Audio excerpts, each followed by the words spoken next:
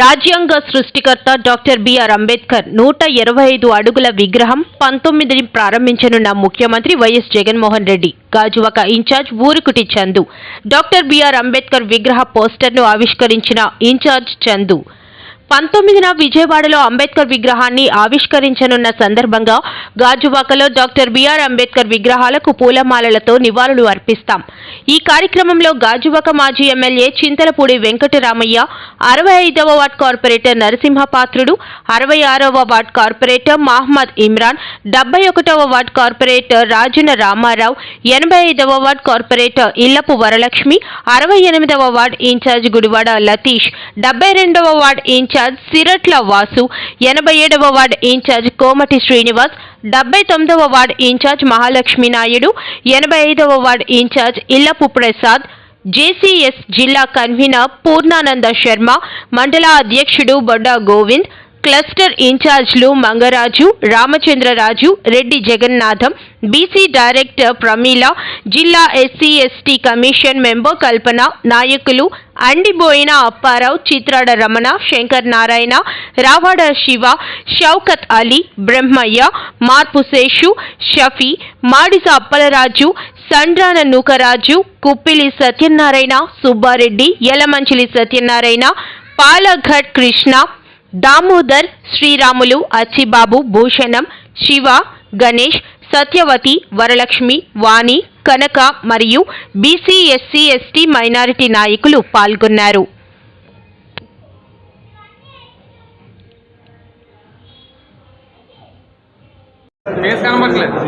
అందరికీ నమస్కారం.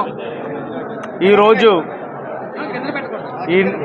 ఈ నెల 19న విజయవాడలో సామాజిక న్యాయ మహాశిల్పం డాక్టర్ బిఆర్ అంబేద్కర్ గారిది విగ్రహం 125 అడుగుల ఎత్తుగల భారీ విగ్రహం, భారతదేశంలోనే అతి పెద్దైన విగ్రహాన్ని విజయవాడలో మరి రాష్ట్ర ముఖ్యమంత్రి వర్యులు శ్రీ వైఎస్ జగన్మోహన్ రెడ్డి గారు ఏర్పాటు చేసిన విషయం అందరికీ తెలిసిందే.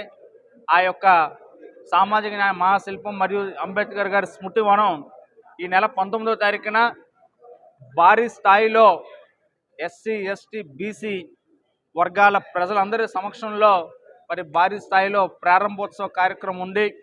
ఆ రోజున రాష్ట్ర ముఖ్యమంత్రి శ్రీ వైఎస్ జగన్మోహన్ రెడ్డి గారు సుమారు 404 కోట్ల రూపాయల వ్యయంతో నిర్మించి ఆ అంబేద్కర్ గారి స్మృతులను తరతరాలకి ఆయన యొక్క ఆ స్మృతులను గుర్తుంచుకునే విధంగా ఈ యొక్క భారీ స్థాయిలో విగ్రహం ఏర్పాటు చేయడం జరిగింది. ఆ రోజున ఈ విగ్రహం స్మృతివనం కూడా ప్రారంభించి దానిని జాతికి అంకితం చేయనున్నారు. ఆ యొక్క వేడుకలలో సందర్భంగా ఈరోజు మరి గాజువాక నియోజకవర్గంలో ఈ యొక్క పోస్టర్ ఆవిష్కరణ కార్యక్రమం నిర్వహించడం జరిగింది. ఈ సందర్భంగా ఈ రోజు నుంచి గాజువాక నియోజకవర్గంలో వాడవాడలా కూడా అంబేద్కర్ గారి విగ్రహాలకు పూలమాలలు వేసి ఈ యొక్క వేడుకలు ఘనంగా నిర్వహించేందుకు ఏర్పాట్లు చేస్తున్నాం.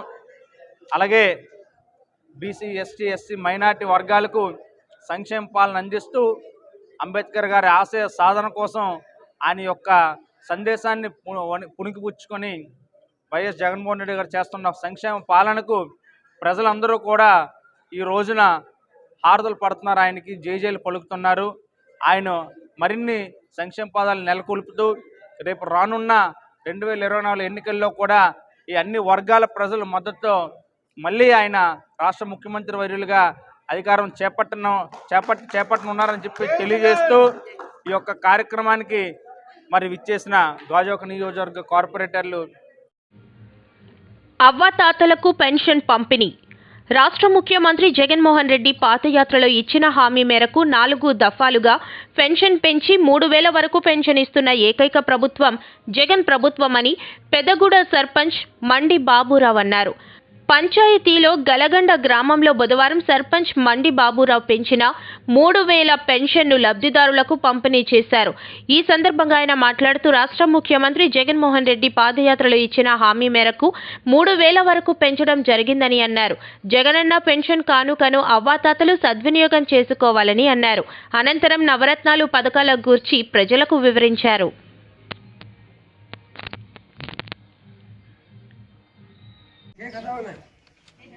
రాష్ట్ర ముఖ్యమంత్రి వర్యులు శ్రీ గౌరవ జగన్మోహన్ రెడ్డి గారు ఈరోజు అతని పాదయాత్రలో భాగంగా ఈరోజు ఒక కార్యక్రమంలో పెన్షన్ అనే కార్యక్రమంలో 4 దఫలుగా మరి పెన్షన్ 250 రూపాయల చొప్పున పెంచుతానని చెప్పేసి ఏదైతే మాట ఇచ్చారో ఈరోజు అదే విధముగా మరి అవ్వతాతలకు ఈరోజు 2000 నుంచి 2250 రూపాయలు, 250 రూపాయల నుంచి 5000 రూపాయలు, 500 రూపాయలు, 500 రూపాయల నుంచి 750 రూపాయలు, 750 రూపాయల నుంచి ఈరోజు 3000 రూపాయలు చేసినటువంటి ఘనత ఈరోజు రాష్ట్ర ముఖ్యమంత్రి వర్యులకి దక్కాలని చెప్పేసి ఈరోజు పెన్షన్దారులందరికీ కూడా తెలియపరుస్తున్నాను.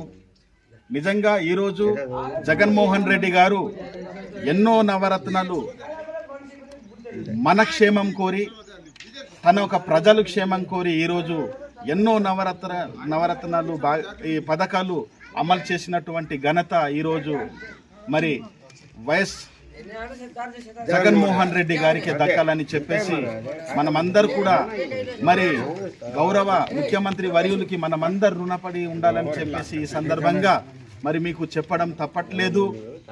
ఈరోజు జగన్మోహన్ రెడ్డి గారి ఆదేశాల మేరకు అరకు నియోజకవర్గ శాసనసభ్యులు శ్రీ చెట్టి పాల్గొన్న గారు ఆదేశాల మేరకు ఈరోజు పెన్షన్ పెంపు కార్యక్రమంలో 3000 రూపాయలు ఈరోజు జనవరి 1న ఇస్తున్నందుకు మరి మేమందరూ కూడా వారందరికి కూడా మనం రుణపడి ఉండాలి.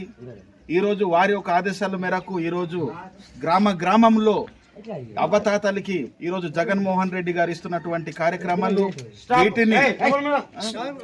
వీటిని ప్రతి ఒక్క గ్రామంలో వెళ్ళి ప్రతి ఒక్క పెన్షన్దారులకి ఈరోజు మేము పంచబోతున్నాం, అలాగే పంచుతున్నాం. ఈరోజు జగన్మోహన్ రెడ్డి గారు ఇంత పెన్షన్ ఇవ్వడానికి కారణం మీరందరూ కూడా క్షేమంగా ఉండాలి, ఎవరికి చేయి చాపకూడదు. మీరు అవతాతలు వయసు అయిపోతున్నా పనులు చేయలేరు కాబట్టి ఈ విధంగా చేస్తే మీ యొక్క జీవన ఉపాధి అనేది కలుగుద్దన్న ఒక భావనతో ఈరోజు మన అందరినీ కూడా వృద్ధులకి అందరికీ కూడా ఈరోజు పెన్షన్ పెంపు కార్యక్రమాలు అనేది చేశారు. ఏదైతే పాదయాత్రలో మాట ఇచ్చారో మరి ఈరోజు అదే మాట మీద నిలబడి ఈరోజు మన కోసం ఎంతో సహకరిస్తున్నారు. ఇదే భాగంగా ఈరోజు నవరత్నాలు ఈ కార్యక్రమంలో మనకు ఇంటింటి పెన్షన్ అంటే సచివాలయ వ్యవస్థ అనేది ఏర్పాటు చేసి ప్రతి గ్రామంలో ప్రతి గడపలో ఈరోజు రైసు అంటే బియ్యము ఇంటింటికి తీసుకెళ్లేటటువంటి కార్యాచరణ చేపట్టారు. అలాగే మళ్ళీ ఈరోజు ఇంటింటి పెన్షన్ ఇవ్వడము, ఈరోజు ప్రతి పంచాయతీలో సచివాలయం ఏర్పాటు చేసి ఆ సచివాలయంలో ఎంతమంది మన మండలంలో మనకు సంబంధించిన శాఖలు ఏవైతే ఉన్నాయో ఆ శాఖలు కూడా పంచాయతీలో పెట్టి ప్రతి ఒక్కరికి వారికి సేవ చేసే విధంగా కల్పించినటువంటి ఘనత ఈరోజు జగన్మోహన్ రెడ్డి గారికి దక్కాలని చెప్పేసి మీ అందరికీ కూడా ఈరోజు తెలియజేస్తున్నాను. తర్వాత మనమందరూ కూడా జగన్మోహన్ రెడ్డి గారు నెక్స్ట్ కూడా వచ్చి మన ఒక సేవ చేయడానికి మనమందరూ కూడా పట్టుదలతో ఉండి మరొకసారి అతన్ని మళ్ళీ ఒకసారి మనం ఆహ్వానం పలకాలి, మరొకసారి ముఖ్యమంత్రిగా చూడాలి. అలాగే మనకు తప్పకుండా మళ్ళీ పాల్గొన్న గారికి మళ్ళీ టికెట్ ఇస్తే తప్పకుండా అతనికి కూడా మనము అసెంబ్లీలో పంపించేటటువంటి కార్యాచరణ చేయాలని చెప్పేసి ఈ సందర్భంగా మీకు చెప్పక తప్పట్లేదు. మనమందరూ కూడా మరి తప్పకుండా మనము అందరూ కూడా జగన్ అన్న బిడ్డలం. జగన్ అన్న ఒక ఇది అతను ఊపిరి, అతని ప్రాణం అంతా కూడా మనమే కాబట్టి ఈరోజు అందరు కూడా అతనికి ఓటేసి మరొకసారి గెలిపించే ప్రయత్నం చేయాలని చెప్పేసి మీ అందరు కూడా ఒకసారి తెలియజేస్తున్నాను. మరి ఈ కార్యక్రమంలో మరి వచ్చిన మీ అందరికి కూడా పెన్షన్ అందరికీ కూడా మరి చాలా హ్యాపీగా ఉంది. ఇంకో విషయం ఏంటంటే అమ్మాజీ तुमके कोणता अम्मा तुमके आज पेन्शन दिलानी के दिलानी जगनमोहन रेड्डी गोर गोर के चावल तुमको गोर गोर के चावल दिलानी कि नहीं के दिलानी चावल अम्मा जगन दिलाने नाही तुमका రైతు భరోసా जगन दिलाने नाही अम्मा ओडी जगन दिलाने नाही तुमका सबु जाको आजी जगन बाबू दिलानी ताकि आम्ही पासोरबार नाही ताकि आरसे करतो रोड देऊ की जाओ अम्मा ताकि आरसे करतो रोड दे जिनाऊ की जाओ जगन बाबू के जिनाऊ की जाओ तका जिनाई करी जिनाई हमके जकरी हम पार्टी को कॉलोनी बोले तका जगह वाच हां बिलो जकरी तार लोग जकरी इंत जकरी रोंदी पर जगन बाबू जिनले से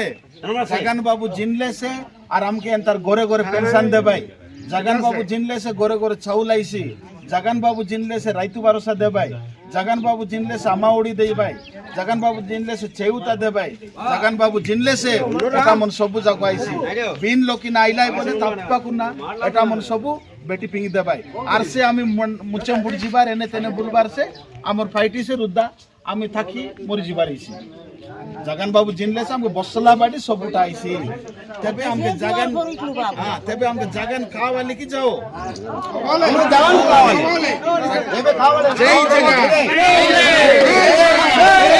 जय कावाले जय पालगुना जय सुभद्रा जय सुभद्रा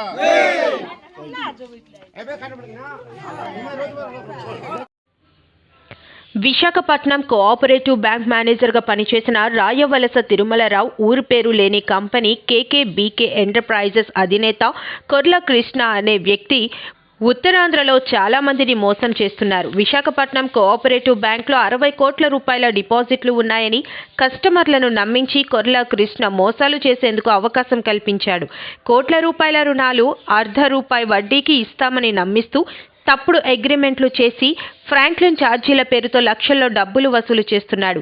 తిరుమలరావు బ్యాంకులో తనకున్న పదవిని దుర్వినియోగం చేస్తున్నాడు. హైదరాబాద్లో ఐడిబిఐ మహిళా బ్యాంక్ మేనేజర్ పేరును వాడుతూ మోసం చేస్తున్నారు. మహిళలతో ఫోన్లు చేయిస్తూ ఈ విధమైన మోసాలు చేస్తున్నారు. లక్షల రూపాయల్లో ఇంతవరకు మోసం చేశారు. తప్పుడు అగ్రిమెంట్లు చేసి ఫ్రాంక్లిన్ ఛార్జీల పేరుతో లక్షల్లో డబ్బులు వసూలు చేస్తున్నారు. తిరుమలరావు బ్యాంకులో తనకున్న పదవిని ఈ పనులకు ఉపయోగిస్తున్నారు. వారిపై ఎఫ్ఐఆర్ కేసు నమోదైంది. మీ పేరు మీ డిజిగ్నేషన్ చెప్పి చెప్పండి సార్. గొల్గాని అశోక్ కుమార్ యాదవ్, డాక్టర్ గొల్గాని అశోక్ కుమార్ యాదవ్. నేను ఇంకా లండన్లో సర్జన్ కింద పనిచేస్తాను గత 20 సంవత్సరాలుగా. ఇక్కడ చిన్నవాళ్ళ వాస్తవుడు నేను ఈ ప్రెస్ మీట్ పెట్టే ముఖ్య ఉద్దేశం ఏంటంటే విశాఖపట్నం కోఆపరేటివ్ బ్యాంకులో మేనేజర్గా పనిచేసినటువంటి రాయవలస తిరుమలరావు అనే కొర్ల కృష్ణ అనే వ్యక్తితో కలిసి ఉత్తరాంధ్ర జిల్లాల్లోని చుట్టుపక్కల ప్రాంతాల్లోని బ్యాంకులో అతని పదవిని ఉపయోగించి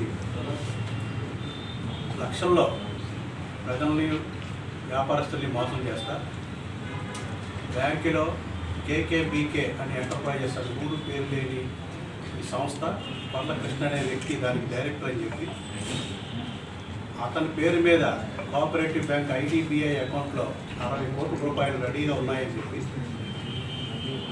అతను ₹10 వడ్డీకే లోన్లు ఇస్తాడని నమ్మించి కొంచెం గట్టి చెప్పండి.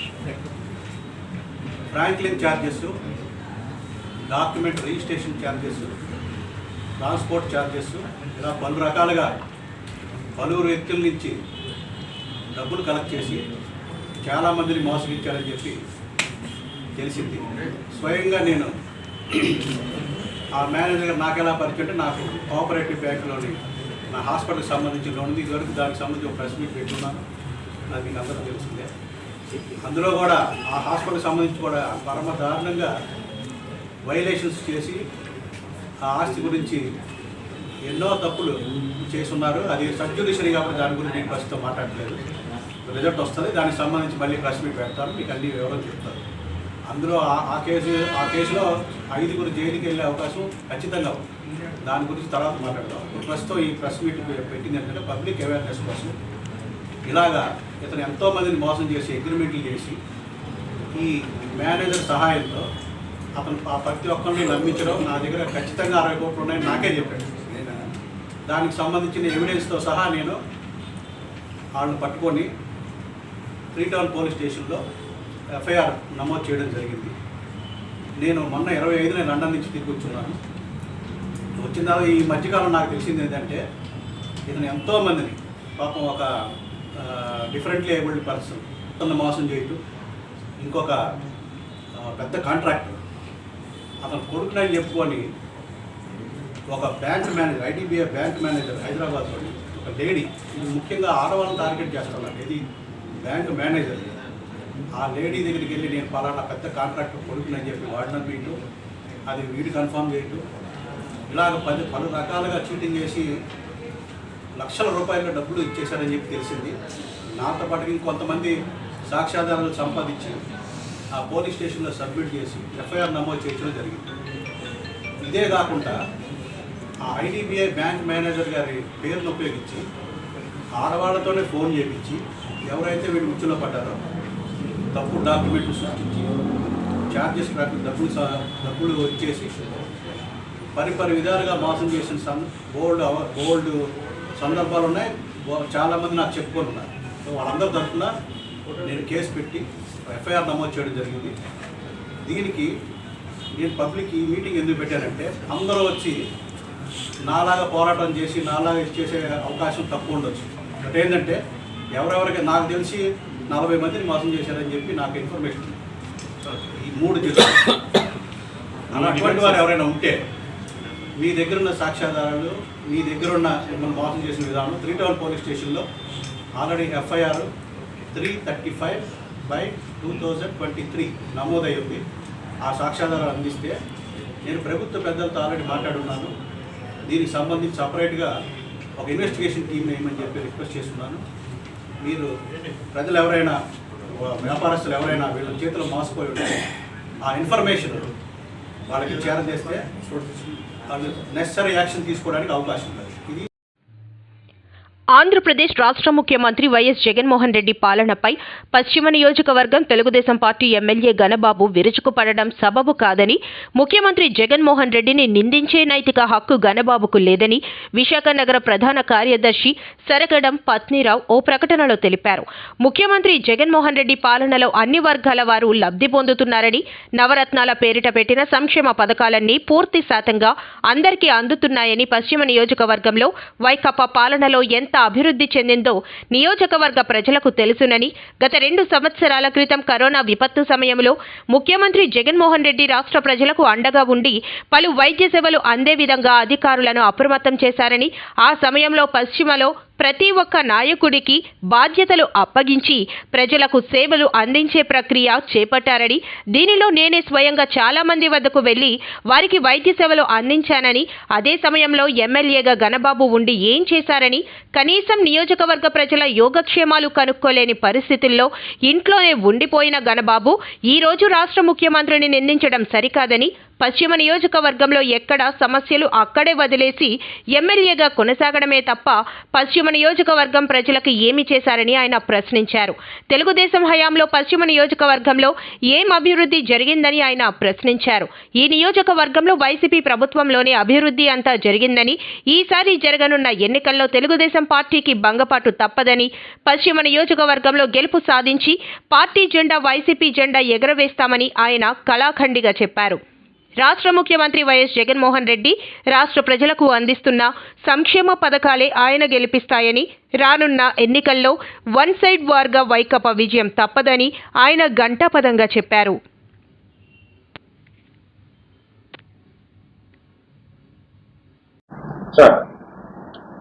అందరికీ నమస్కారం. నిన్న పశ్చిమ నియోజకవర్గం గణబాబు గారు ఎమ్మెల్యేగా ఉంటూ మరి ఆంధ్రప్రదేశ్ రాష్ట్ర ముఖ్యమంత్రి గారిని విమర్శించడం, చాలా దుర్భాషలాడడం, అది చాలా బాధాకరంగా ఉంది నాకు. ఎందుకంటే ఆంధ్రప్రదేశ్ ముఖ్యమంత్రి గారు ప్రజలకు ఏం చేస్తున్నారో ఈ గణబాబు గారికి ఇంకా తెలియలేదు. ఒక్కసారి ప్రజల్లోకి వెళ్ళండి. మీరు 4.5 సంవత్సరాల క్రితం 4.5 సంవత్సరాలు ఇప్పటికి వచ్చి మీరు ఎమ్మెల్యేగా ఉండి ప్రజలకు ఏం చేశారు? ప్రజల కష్టాలు తీర్చారా? ప్రజల బాధలు చూసారా? హెచ్పిసిఎల్ని ఏదైతే ఈ యొక్క కార్మికులు ఉన్నారో వాళ్ళ కష్టాలు తీర్చారా మీరు? లేదే. ఎప్పుడు దోచుకోవడం అదే చేస్తున్నారు తప్ప రెండోది ఏమీ లేదు మీకు.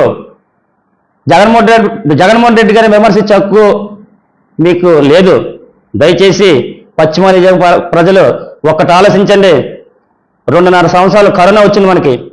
రాష్ట్ర ముఖ్యమంత్రి గారు అయినప్పుడు 2.5 సంవత్సరాలు కరోనా వచ్చింది. ప్రజల్లో తిరిగారా? ప్రజల బాధలు చూశారా?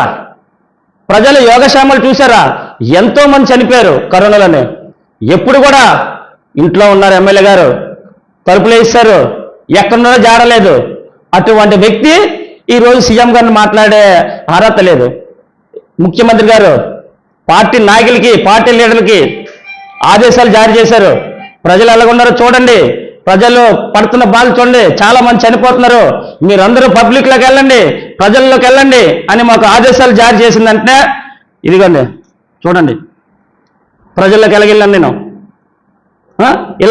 ఇలాంటి చేస్తుంటే, పబ్లిక్లకు ఇలా చేస్తుంటే జగన్మోహన్ రెడ్డి గారిని ఇలా విమర్శించడం చాలా బాధాకరంగా ఉంది.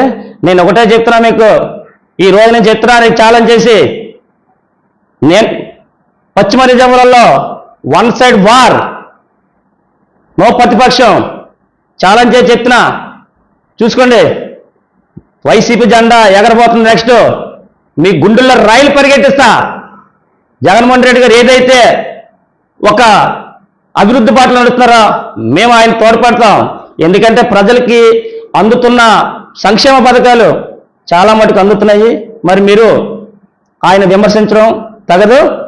నేనే చెప్తున్నా, ఇక్కడ వైసీపీ జెండా ఎగరబోతుంది, నెక్స్ట్ రాసుకోండి అని నేను వైసీపీ నగర ప్రధాన కార్యదర్శిగా మరి ఈ నవరత్నాలు ఏదైతే ఉందో మరి ఈ నవరత్నాల మీద దానికి 3 ఇంతలు 4 ఇంతలు చేసి ప్రజల్లోకి సంక్షేమ పథకాలు అందిస్తున్నారు.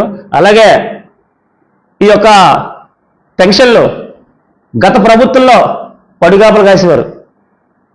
అంటే పెన్షన్లు వస్తాయా రావో తెలీదు. ఎంతోమంది ముసలాళ్ళు చాలామంది ఇబ్బందులు పడ్డారు.